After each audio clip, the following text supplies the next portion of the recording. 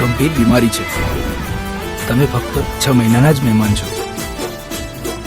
તમને હું અત્યારે થોડી દવા લખી આપું છું, જેનાથી તમને થોડી રાહત રહેશે. સાસરે ગયા એના પછીના સમાચાર આયા. ઓ તું અને તારી વાતો ગોવાયા, ગોડાની જેમ ગોમ ગોવાયા. હું ક્યારે નો કહું કેમ જુદાઈ સહું, હું ક્યારે નો કહું કેમ જુદાઈ સહું. નથી જીવવા દેતી, નથી મરવા દેતી. તમે ફક્ત 6 મહિનાના જ મહેમાન છો. નથી જીવવા દેતી, નથી મરવા દેતી.